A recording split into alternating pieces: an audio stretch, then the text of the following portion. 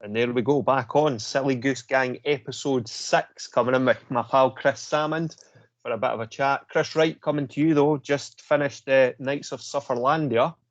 How are you feeling now, mate? Terrible. You were just saying off camera, less than 1,500 people have done what you just did yesterday. Apparently so, aye. Apparently, I understand why. It's not fun. Luckily, my pal Danny, who was my boxing coach, he lives right across the road from me, so he was coming over. I had messaged him beforehand, just to go and come over 2 or 3 times throughout the course of the day, just to say hiya. I don't know if you've ever done, like either of you have ever done anything where you're isolated for 11 hours of the day. It gets grim. Mentally, it just gets grim. But just having somebody that comes in to say, "How you doing? You all right?" Bringing you like a sandwich or something, it makes such a big difference. And then you agree that you come over like every 3 hours just to say hiya. Makes such a difference. So, brutal, but aye, good fun. I saw you posting that you want to do something similar again towards the end of the year. Or next year. I've got this idea, and I've had it for a while. And I spoke to Johnny about it earlier on, but he doesn't think we'll have time to train for it in terms of getting out to swim. So, I want to swim out and around Inchcombe Island. You're on the 4th? Aye. I want to swim round that, back. And there's a path round about there goes to St Andrews, the Pilgrim Way. That's 64 miles. That's 64 miles. So, in my head, I'd like to do that at some point. So that's kind of but I don't think it will happen this year because we can't get out to swim in a loch or really it's a good open water swimming. Even if we get training properly June, it's not really enough time to get that in the bag. So that might be something we'll look at next year. But that's something that I've got in my head that I want to do that for charity. People always give me shit because I don't do anything for charity. I do all these things and don't do anything for charity. But I've always said, like, when I do something for charity, I want it to be so ridiculous that people go, "Oh, you know, when people I'm doing a half marathon for charity." You go, "Cool," but I mean, it's not out there. I know it's difficult for some people. Aye, but it's not out there. But if somebody came to me and said they were doing, one of these Madry, like the Cape Wrath Ultra, this is 250 miles or something, but that deserves a tenner of my money.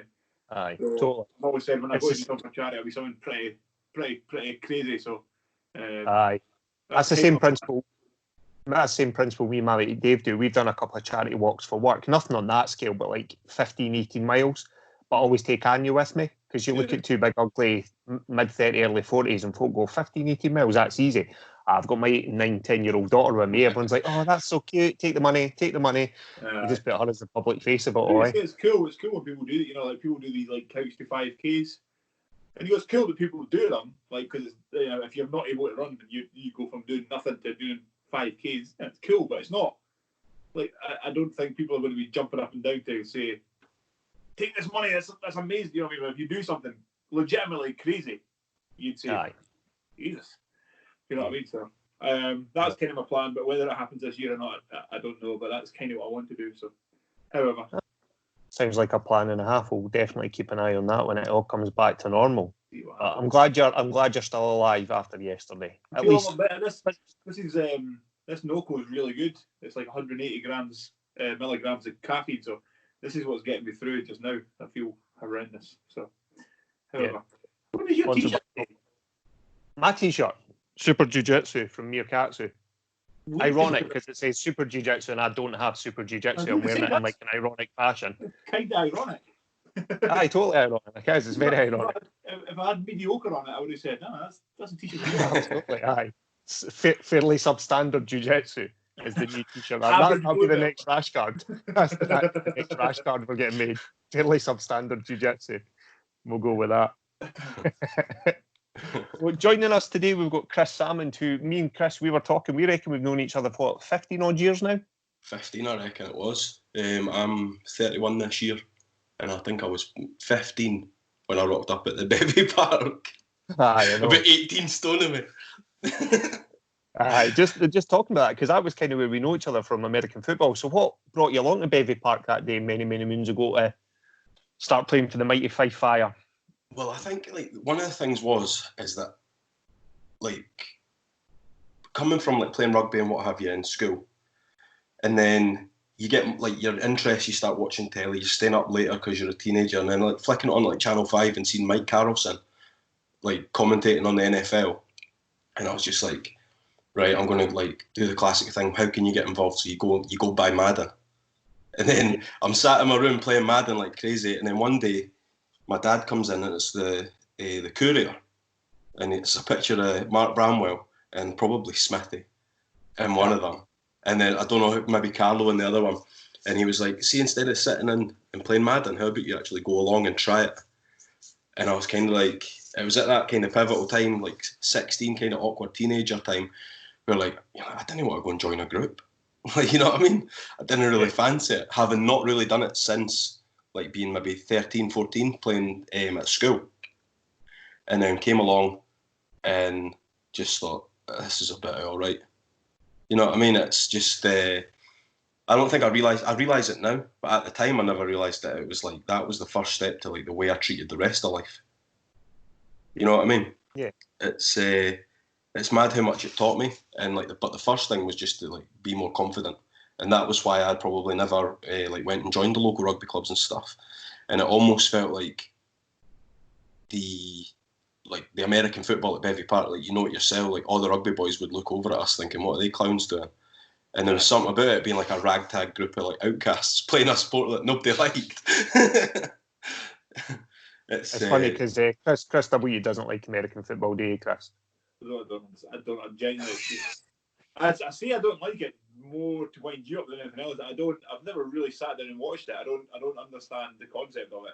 It's not I don't. I say I don't like it to annoy you, but yeah, I've never really sat and watched a game. Like, I know who people are, but I don't. Do you know what I mean? I think I've played the Madden game when I was younger as well, but I don't understand it. Aye. No, that's all good. That's all good. But I get what you're saying. Yeah, you get that kind of look down because you're playing American football in Scotland. But you came along and then kind of set yourself off from there. Aye, that was it. I think having like, obviously we used to do the circuits and stuff with you, and like how difficult it was. It was like that was like the first realisation is like, you really need to go home and crack on. Like, get yourself some like cheap dumbbells at Argos, start running more than Olympia Shadow, and get a bit fitter, and that kind of set off like this wheel that just kept on rolling, and and that's extended to obviously to just now. Like, I came out, like AJ showed up not long after I joined, and we've been pals for like 15 years, and that obviously translates to strongman competitions and everything, you know. So like, that's why American football is so important, because I mean, who knows what would have happened otherwise, eh? Aye, because as you said, you were a big lad when you came along. I mean, as you say, you must have been 16, 17 stone, and what are you, about 6'2", 6'3", so it's been a good path. I definitely think it's been a good path that's set you on, as you say, moving into the strength, moving into that. Because that's kind of where you've gone to since you stopped playing American football a few years ago, was more into like the kind of powerlifting and strongman, eh? So what got you into that side of things then? I think it was like, it's obviously everybody likes like the end goal, but like if they just handed you both your black belt, it's not as fun. You enjoy like the training part, you know what I mean? You enjoy the process of getting there. And so like American football was the end goal, like being able to be able to knock somebody else on their arse, you know what I mean, was the end goal, and to make sure you weren't the one that ended up on your backside. So I started to realise that I enjoyed like the process more, you know, like learning about like Joe DeFranco and stuff like that. And then like the little tricks, like if you start with your right hand down, you could do it in less steps and stuff like that. And then more the mechanics of it. And then that made me think, well, if you enjoy the process, then more powerlifting and stuff like that. And obviously strongman's always there. Like Christmas, New Year in Britain, strongman's on the telly, you know what I mean? So you remembered it forever. And so when someone rolls in like a sandbag or an Atlas stone, you're like, give it a bit of a go. You know what I mean? You got to see if you could do it, eh? I know, absolutely. So what? When did you start opening up and moving into? Because you started training obviously relatively young. in the grand scheme of it. You must have been, what, 16, 17 when you started to get 16, I think. a little bit more serious about the lifting, eh? Yep.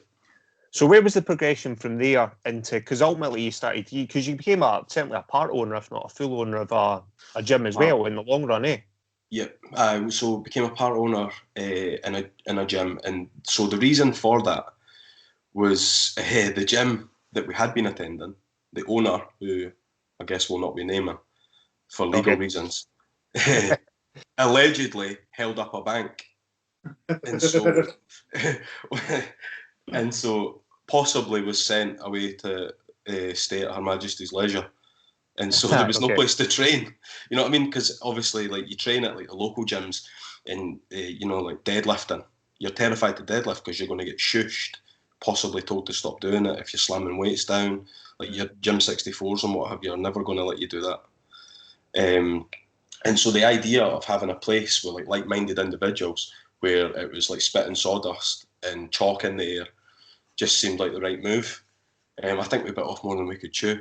With the size of the place. Now you've seen it yourself. I've seen it. It's huge. And so, but that was basically what it was. Almost like that would forced us to open up a gym. I'd have been quite happy with just a garage and the basics, but that forced us into it. But in terms of like before that, training at that previous gym that will not be named, I almost dropped it there. Yeah, training at the previous gym, it was like, there was a designated area, and that was when I first started seeing like CrossFit and stuff like that as well. Like there was ropes hanging. I'm like, oh, what's that doing there? You know what I mean?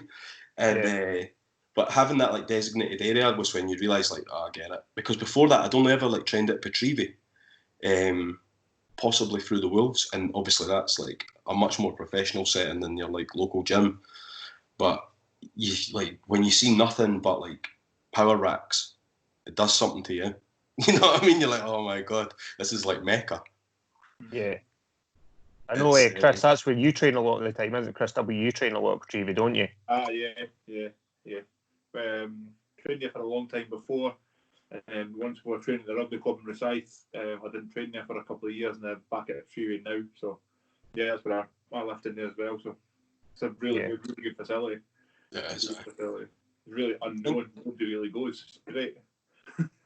Aye, that's right enough. That was basically like the impression I got every time, because I think one of the guys that was a manager there, a guy called Mike, with the glasses. Yeah. So when I was with Edinburgh playing, we would go over on like, I think it was maybe like a Friday night or something like that. And Mike would always say, look, if you're in Fife and you want to nip back and train, just say that you're like training for that team, and say my name and I'll get in. And he was always really good at that.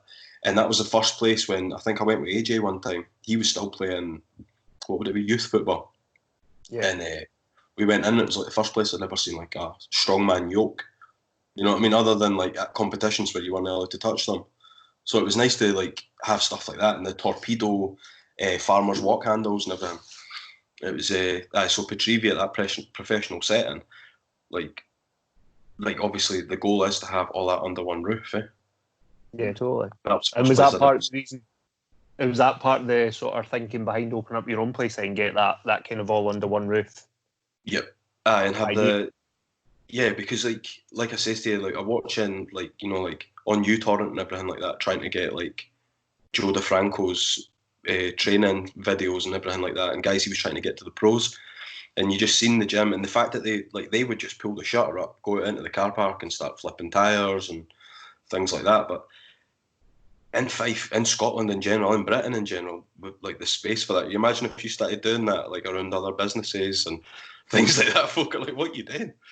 So it was more like have that all under one roof where people could flip tyres and do anything you wanted, and that variant in the training as well, because like if you were wanting to do a circuit, you were able to.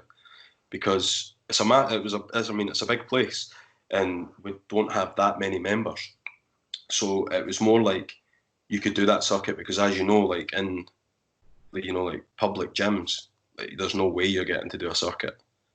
Everybody's like, every dumbbell's taken, every machine's taken, you know what I mean? There was no chance. So it's nice to have that all under one roof. And obviously, like I say, seeing that at Petrivi and what I mean, the size of that, the square footage of that place is ridiculous.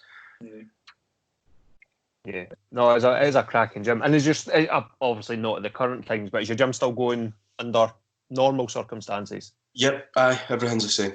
Everything's running. And it's just, like you say, under the current circumstances, everything's... I mean, guys have got their keys. I think you probably got a lucky chance like nipping in at midnight if you wanted to train or something like that. But other than that, it's there's no like groups or anything like that going in and training as far as I'm aware. Nothing I'm part of. No, that's fair enough. That's fair enough. And as part of your lifting as well, I know you're a big fan of the sort of gas station ready kind of side of things. Where's that came from? Because I know you've mentioned that a few times when we've been chatting. Well, I think at some point I watched, maybe, I don't know if it was Bigger, Stronger, Faster or like Power Unlimited or something like that. And I remember seeing Josh Bryant, and he was 21 years old and he benched 600 pounds.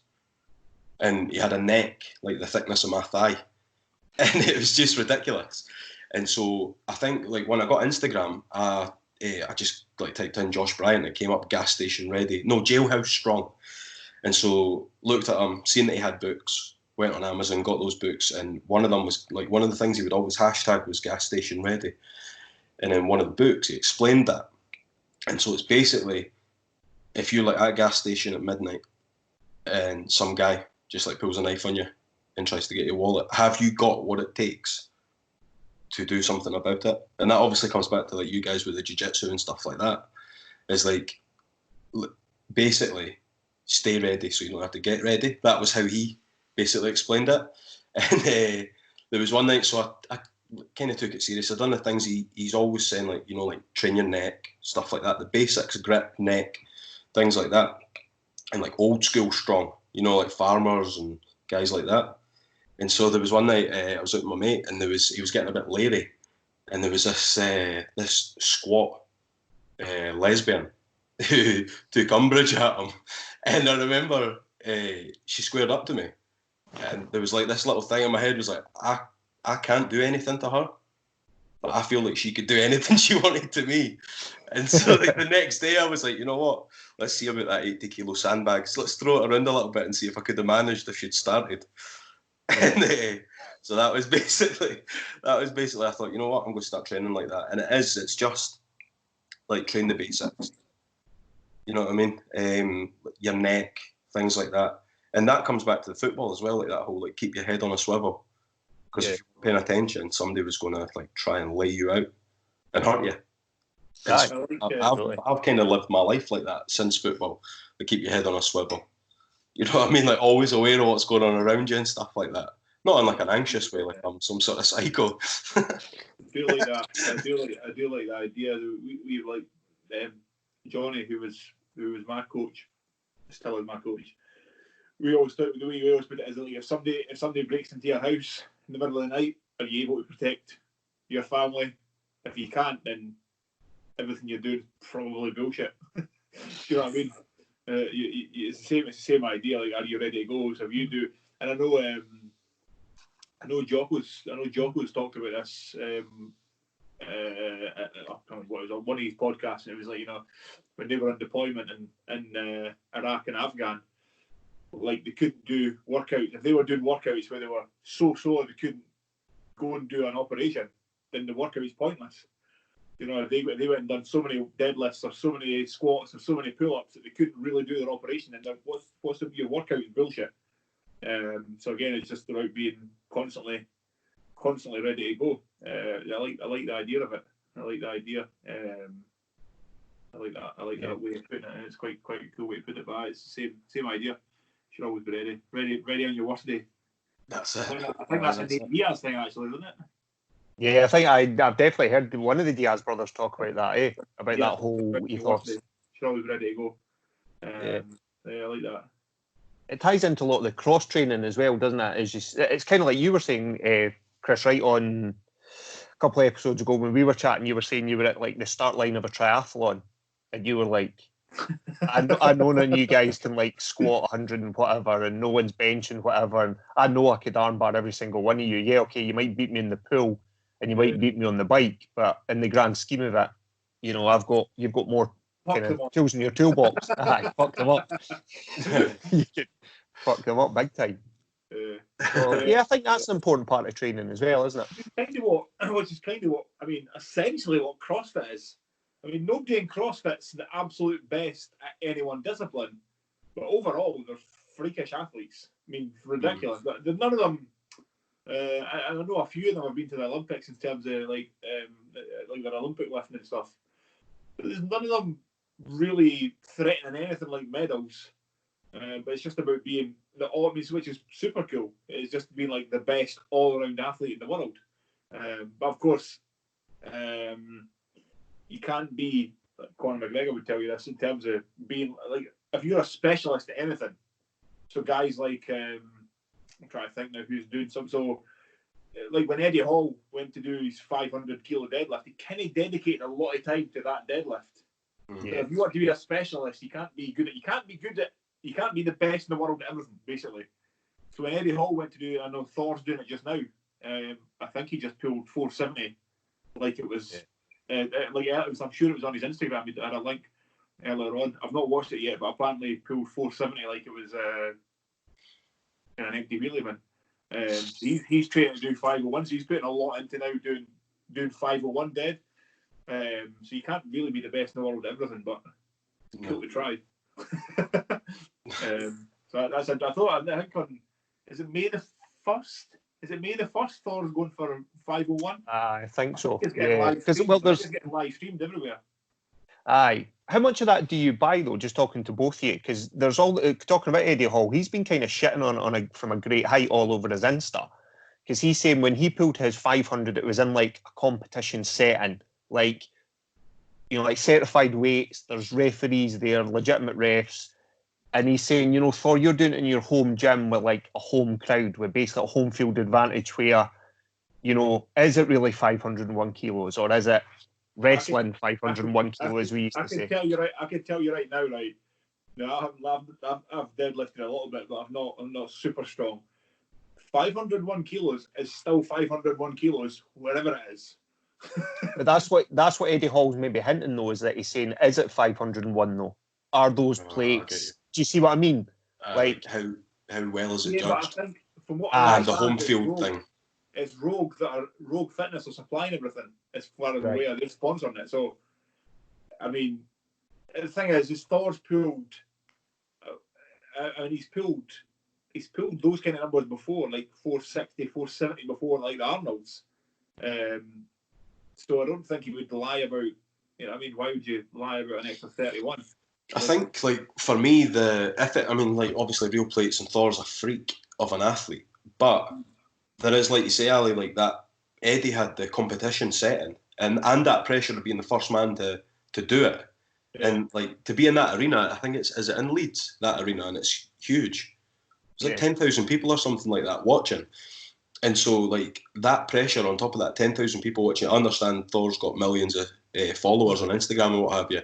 But like that real pressure, especially if you've been talking the big one for ages, and to do it in that setting, and crowds that strongman's never had, that's got to have a factor in it. I know. I suppose to be the devil's advocate though, Thor's not then going to have 10,000 people screaming and shouting to jack up that adrenaline. I suppose that's true. And Eddie Hall is going to be Eddie Hall. He's shitting everybody for everything. So, totally. You know what I mean?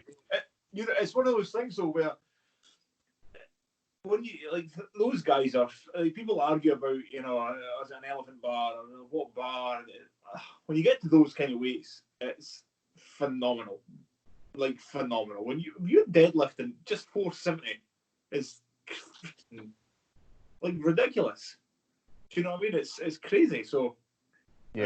Probably right in some respect, like in this competition setting, it's probably different, and nobody had done 500 before, so Eddie'd done that. Kenny makes it a little bit easier for Thor, but still crazy. It's going to be good to watch anyway. I'm going to watch it live. Totally. Well, I mean, from when I was a little don't get me wrong, I'm not strongman stuff. I always watch strongman stuff. Like I was saying to Ian the other day. 3 things that people probably always wanted to be, or people that will always watch, is 100-meter final at the Olympics, strongman, and heavyweight boxing. It's kind of those three things that people have always got. That's cool. You know what I mean? It's those three things I think that are phenomenal. So yeah. Because that's a statement. You're the fastest. You're the strongest. Yeah. You know what I mean? That's it. Yeah. So I've always watched. I still do. Still always watch the strong. If I had been bigger, I would have probably been a strongman. I would have done strongman stuff. Just not quite big enough. Yeah. But I love it. I love watching strongman stuff. It's super cool. Really cool. You got into strongman towards like the last few years, haven't you, Chris Salmond? I've never competed. I've only ever trained it. AJ competed all over the place, all over Britain. We've been the Highlands down to Blackburn and stuff. Like Mark Felix being there. I remember Mark Felix sat in a van at the side of the road, and this little kid pulling up and going for a piss on it, and I'm just getting, no, stop that. And this wee kid was dodging it. Ridiculous. I'm like, that guy's been on the world's strongest man, and look how he's in a field in Blackburn. Ridiculous. That's one of the... He seems to defy time. I know. Mark, he's about 104-year-old now. He's still one of the strongest men in the world. Black don't crack. Yeah, he's just crazy. Absolute crazy guy. He's mad. He's like 50 odds. He's big hands. He's 50. His hand size. His hand size was like ridiculous. I shook his hand and it was just like I felt like a kid. You know what I mean? I've seen a few pictures when Zydrunas was up in doing something in Dunfermline. Remember a few years ago? Zydrunas Savikas is on Dunfermline, and I know a couple of guys who were next to him.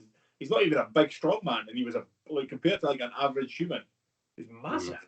Just his head, that might be from growth hormones, who knows. But his head was huge and his neck was huge. He's just a huge human being. I met him in Inverness and trained with him. We actually done some squats and stuff like that. It was like warm-up squats. I was too nervous. I was scared. But he's ridiculous. At the time though, it was when he was like cutting weight, and like obviously it was like Skeletor. It was terrifying. Oh right, that was like because he was lean, like really lean, and he had a tricep problem or something at the time, and he made a big deal of it, and it was like a translator there, and he was explaining it, and then he still benched like 180.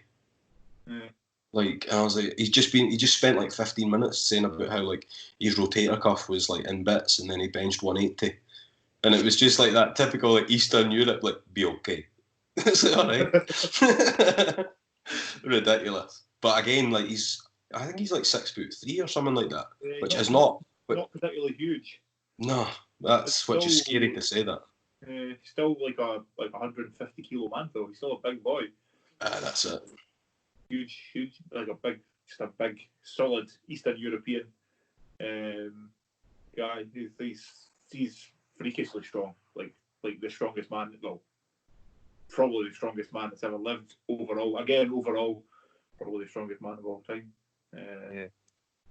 Good powerlifting stuff before strongman. So yeah, I think that's a big part of it. In order to lay claim to it, because obviously every year, give or take, if a guy wins it on the trot, but like the world's strongest man as a title is a hard one to nail down because there's been so many guys.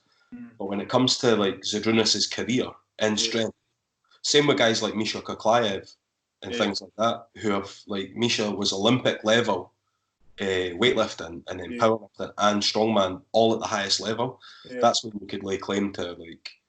It's like we were saying about like gas station ready. Like Misha Koklaev can do backflips and like 24 pull-ups, and he weighs like 160. See, that's the thing that's super impressive to me, where he's like super strong, but he's physically still flexible and able to move around about. Where you see, especially like bodybuilders who are great big human beings. One of the most ridiculous things that I never heard in my life is, Jay Cutler, the Mr. Olympia. One of the reasons that he was thought of to be amazing is because he could take his own t-shirt off. Genuinely. Because a lot of them couldn't do this. Couldn't do it. They couldn't take their own t-shirt off. And they were like, so amazing, so flexible. If you can't take your own t-shirt off, what are you doing? Like, so like you say, Koklaev is one of those guys who is really phenomenally impressive. The fact that he's strong and moves around really well. You know what I mean? That's fact. Because again, it would be easy just to get. Again, it goes back to if you're doing one thing. So if you're just trying to deadlift or trying to bench or trying to squat. What's the guy? What's the name of the black guy who's got a ridiculous squat? He's got like an 1,100-pound squat or something. Ray Williams. Well, that's him. Yeah. Him. He's one of those guys where he's got outrageous, but he's never done any like strongman stuff or anything. He's just got a freakish squat. He's scary. Squat. Ray Williams, scary. He doesn't do anything else. Like you look at him and you go, "This guy's not an athlete," but he's outrageously good squat.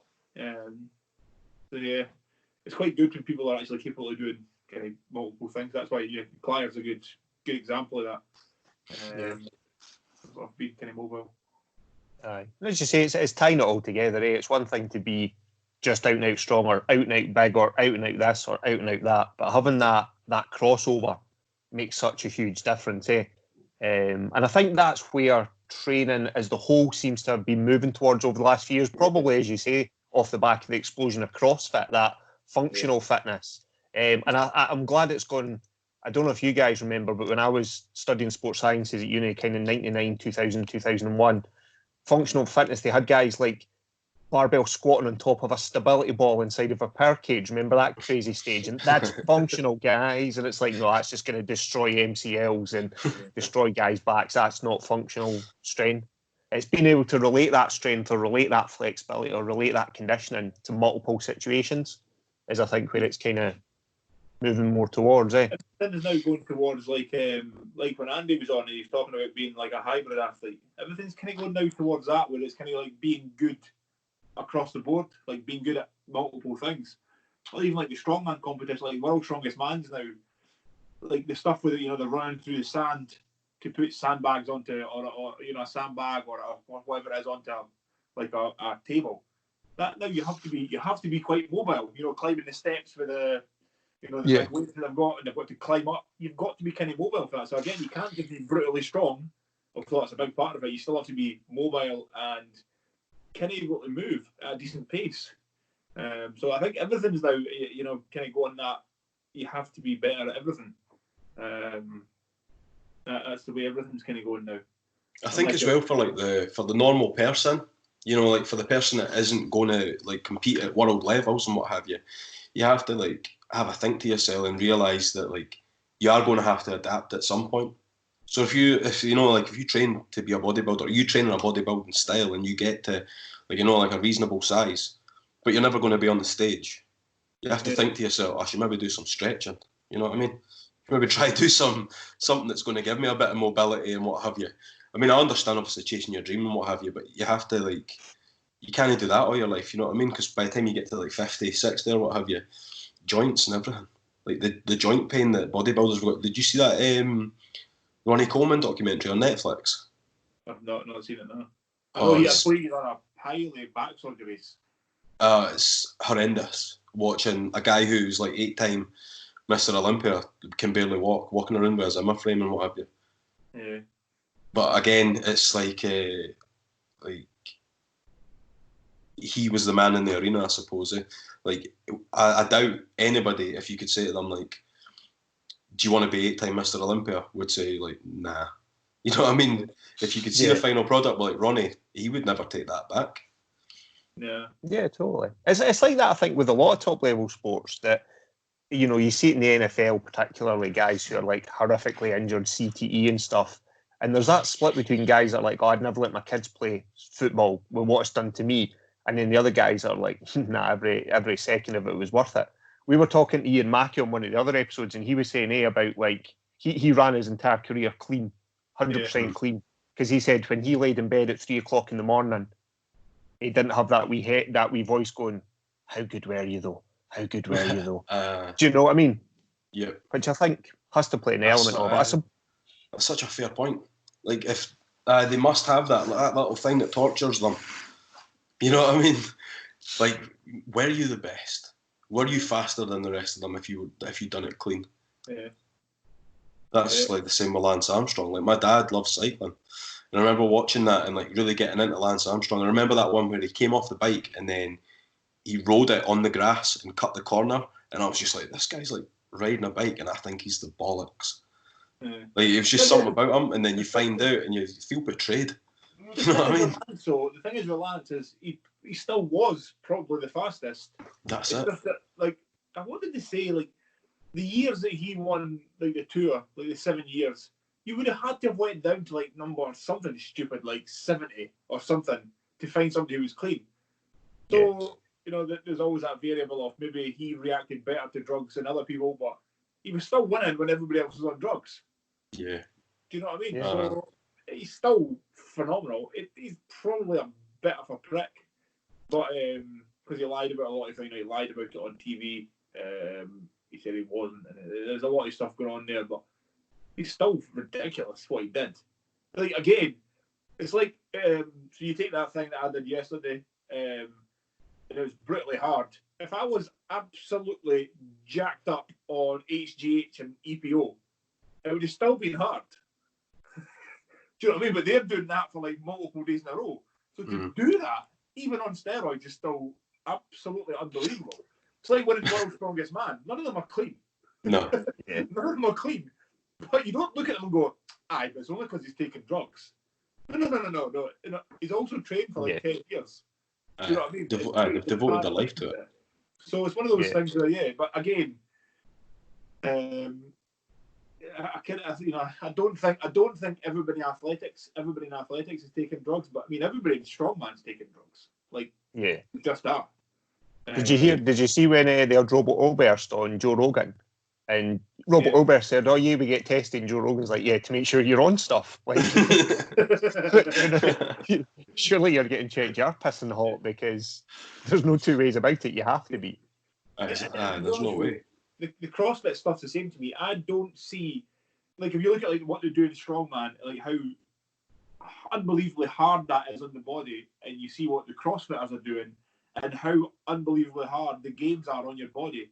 I don't even know if your body could hold up without taking something for recovery. I just don't think it's possible. Do you know what I mean? In terms of what the strain that you're putting on your body for multiple days in a row, or so many days a week, or however it works, I'm not even sure your body would hold together. Allegedly.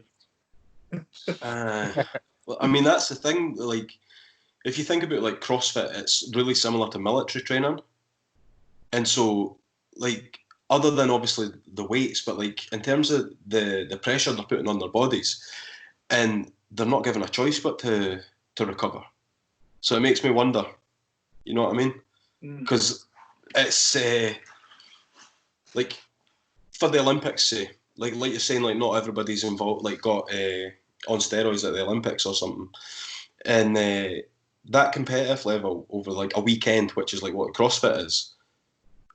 I think CrossFit is just like taking advantage of the system. I mean, there is no way that they are not juicing. I don't think it's possible for them not to be taking something. Again, I'm not saying that everybody's taking it. I just don't think. Like, if you've ever done like a CrossFit, you know, I've done Fran before, and I've done a few different. I've done Fran, I've done Murph, and I've done a few different CrossFit workouts. And if you're going for time, which they obviously are, to try and win, that, I mean, I'm not unfit. That is brutal on your body. They're doing multiple events a day for multiple days in a row, and you're just going, this doesn't seem like this is possible without taking something. Do you know what I mean? But they're never obviously going to admit it. But then you again. There was a guy tested positive the other year, at the CrossFit Games. One of the few times they tested, and he popped, and then they seemed to have kind of slowed down. But did you see the, you know how they release a video every year after the games about that games, and they're always really good. But once it was Ricky Garrard, an Australian guy, failed, and then the film that they released like 6 months at the back of it about that year's games, like, it was weird the way they were talking about steroids. Like, it's like he had failed, and then they went back and edited it all, and it looked really, really, really dodgy the way it was all done. You can't watch it and go, this is a bit weird. like the way they were talking about steroids, it was almost like, and I think Dave Castro actually said, I can't promise you they're not taking steroids out of season. And you're going, okay, you've basically just admitted everybody's taking steroids here. It was almost creepy. You wonder if it's a bit like the old Pride contracts where it specifically states we will not test you for steroids between. Not test you for steroids. Just say here. Yeah. But as you say, it's one of those things. I think you'd struggle to see people at the top of any major sport that doesn't have some form. And then at what point do you call it between the legal and the illegal drugs? Do you know what I mean? Yeah, that's it. Yeah. That's the thing. I mean, again, and what I would wonder is, these guys who are at the top of the game are sponsored by big companies. So, if Nike, if you like, for Lance Armstrong to be a Nike athlete at his prime, right, and for Nike not to know about what he was doing is basically impossible, because they were selling so much Livestrong stuff that you wonder, like, are they involved? Like, do they know about this and they're kind of helping with his chemist? Or you know what I mean? Like Ronaldo now, he's 35-year-old and still the best player in the world. You're thinking, if you think about Tom Brady, you know why that is though, eh? You think it's possible at 40, whatever he is, 2, 1, whatever he is. The bit, you know what I mean? But if there's money in somebody, is somebody helping him? The companies that sponsor him, whether it's Nike or Reebok or Adidas or Puma, are they behind it? I don't know. It seems a little bit weird though. So you know why Ronaldo's still at the top of his game at 35, 36 though? He's getting Herbalife. That's ridiculous, eh? Thanks, Herbalife, eh? I thought you were going to say it's because he's getting mad pussy, but it might be that as well, but I think it's mostly the Herbalife, eh? Herbalife, aye. But it's a good point about even Tom Brady, 42 and still playing at like an elite level. Okay, he's dropped definitely the last couple of seasons a little bit. The arm strength's not quite where it was, but even at 42, anytime you're a professional athlete at 42, short of darts, is pretty impressive. How many teams are in the NFL? 32. 32. Right. So Tom Brady's still in the top 10. Was he a quarterback? Is that what he is? He is. Chris is going to say yes, he is in the top 10 because he's a Pats and Brady fan. I'm going to say yes, he probably is top 12, if not top 10. He's certainly in. He would improve the majority of the teams at QB1. Let's put it that way. I think the thing for me with Brady is there's very few, like him with a team, like a stacked team, there are very few quarterbacks I think could beat him. At the minute, it would be the more athletic guys like Mahomes and Jackson. I think, but that's not him. That's the defense is struggling to cope with those guys. I think Brady going out there, I would like the last 2 minutes of a game and it was on the line and you needed to win.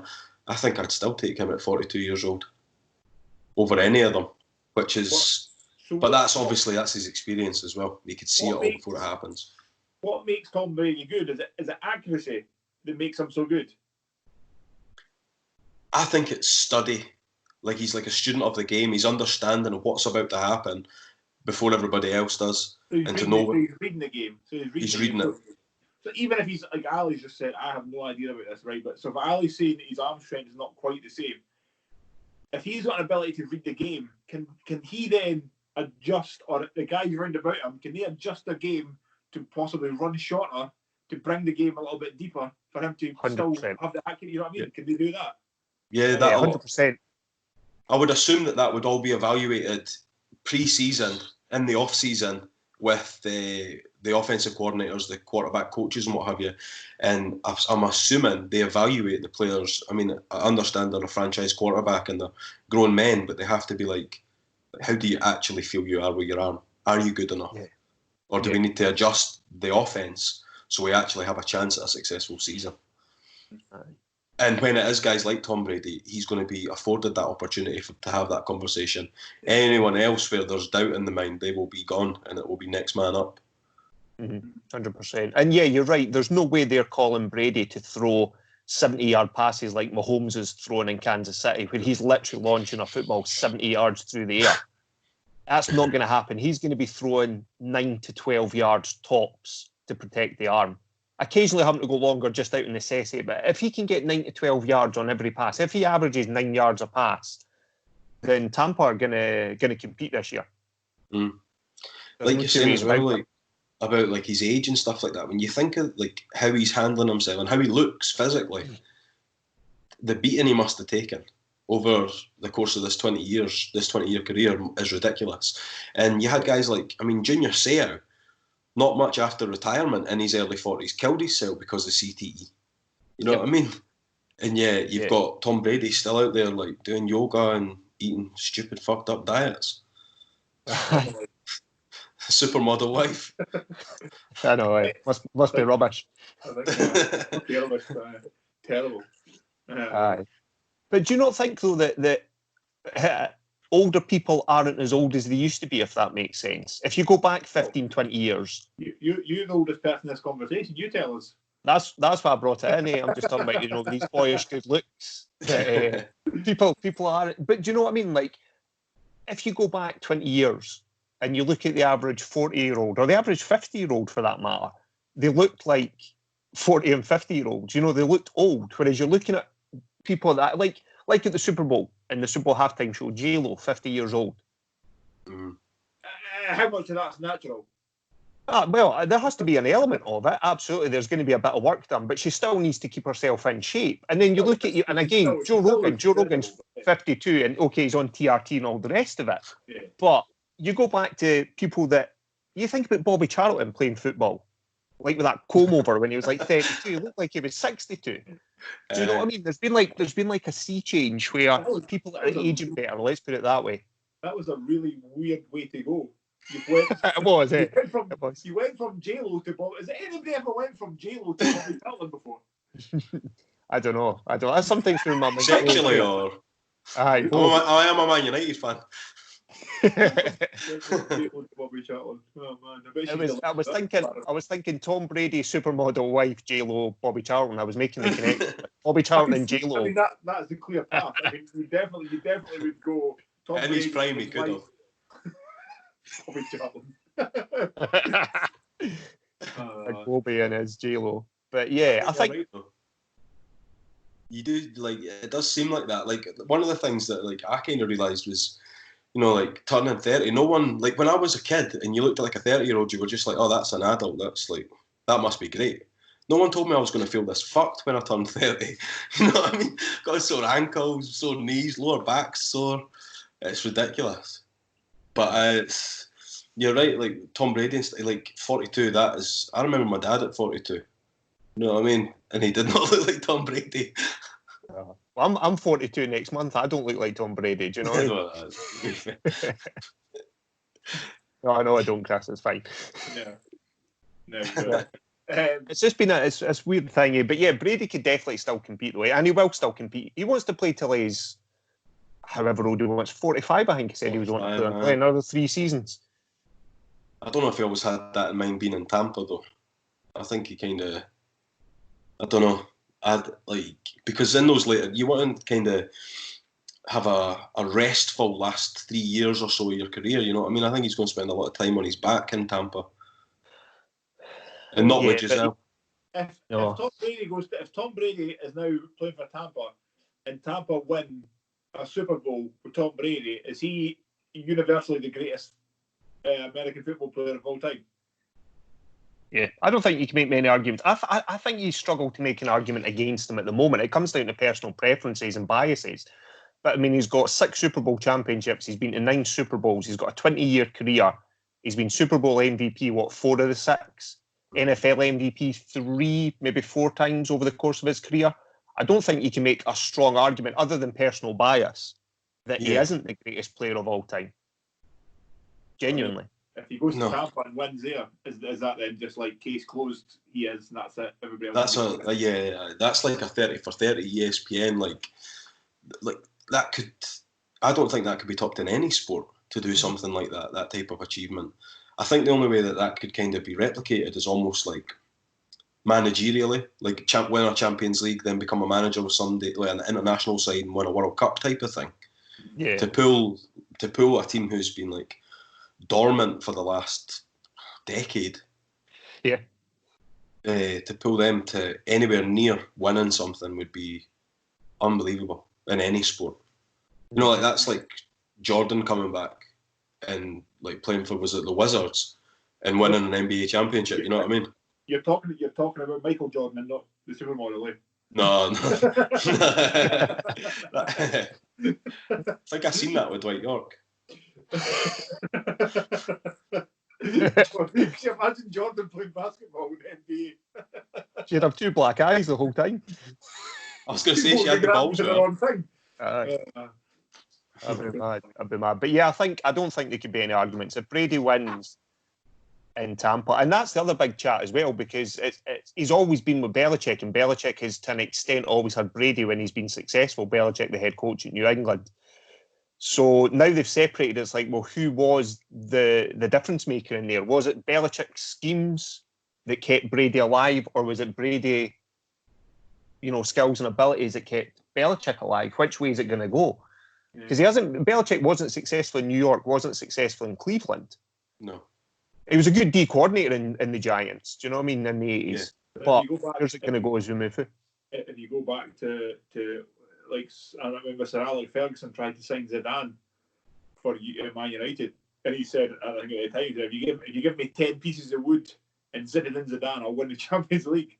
Because there's like one player that was just outrageous. So it'd be interesting to see in that term. Like, I don't particularly, I'm not following it in football, but American football. But it'd be interesting to see what happens. Like, was it the coach, or there's a lot of sports like where boxers have had really good coaches, and it's always been like, did the coach make the guy, or did the guy make the coach? Yeah, and what he's also had in New England is, because he was successful and because Belichick was successful, and basically every second year they made the Super Bowl. If you think he's got a 20-year career and he's been to 9 Super Bowls, so guys were willing to go to New England for a wee bit less money than they probably could have got, because then they've got almost a 50% chance of walking away with a Super Bowl ring and walking away with the bit of bling, that not everyone gets. So it comes down to that as well. Whereas at Tampa, he's not going to have that same level.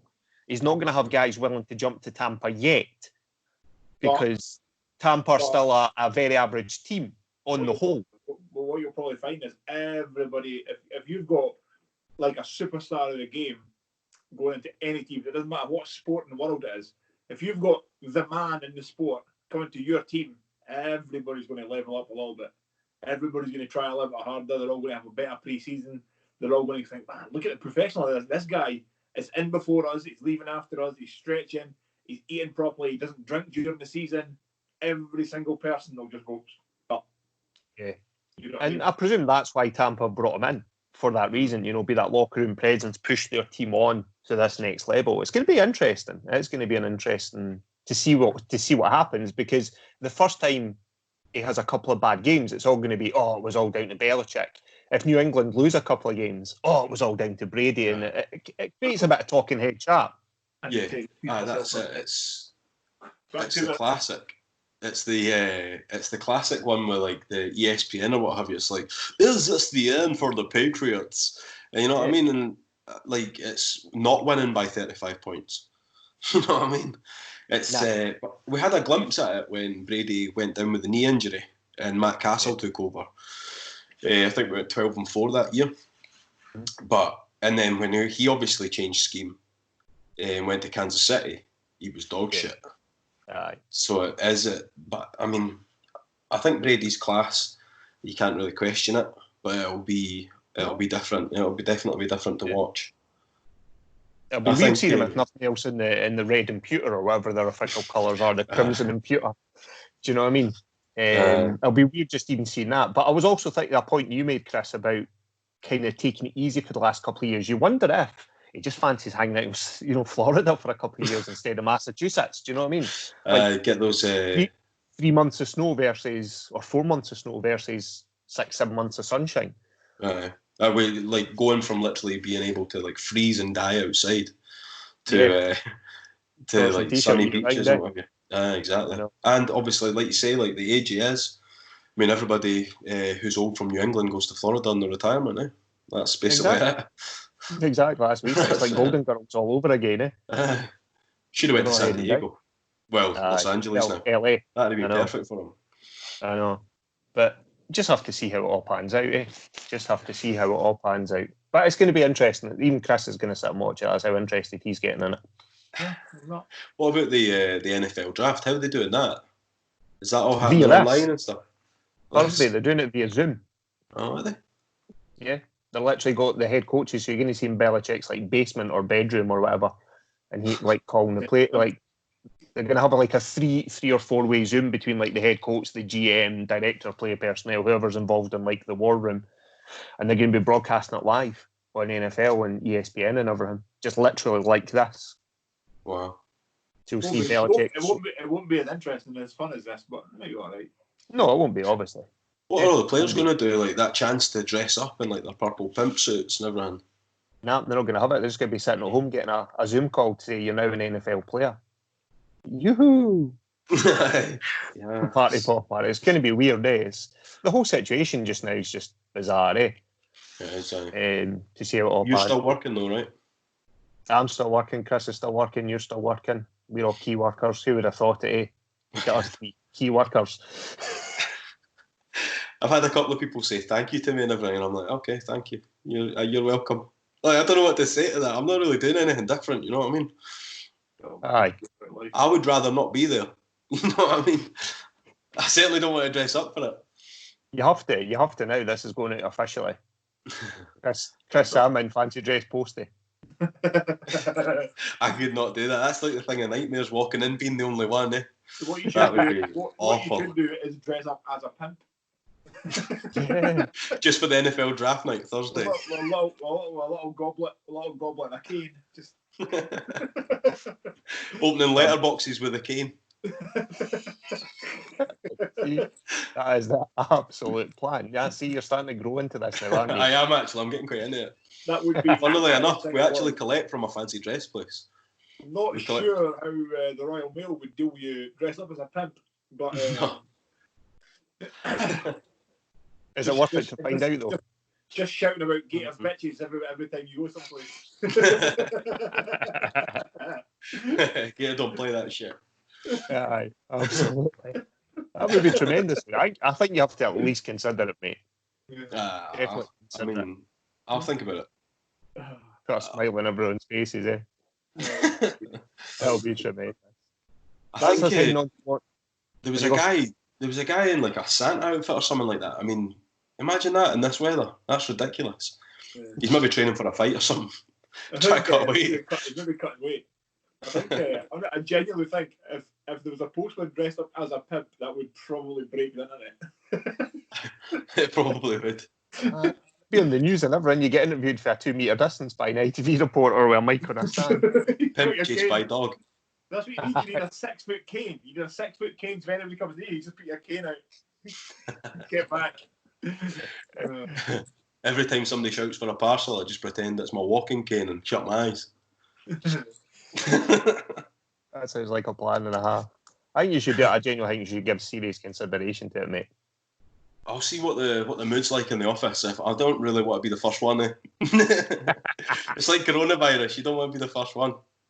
That's true. That is true. But just see how it goes. That's us heading on to an hour. Does anyone have anything else they want to cover off before we say peace out? Because round about the hour mark seems to be the sweet spot for a podcast. That's perfect for me. Cheers for having me on. No, it was good to have you on, man. Just we always throw out anywhere that anyone can follow you on your socials. I've got an Instagram. I can't remember what it is. But we'll put it in the show notes. We'll get young Jamie to put it in the show notes. I think that pretty much sums up my life. Is that like this is the first human contact I've had in ages. It's good to catch up. But what we'll do is we'll call it there. I'll drop out. And I'll just stop the record now.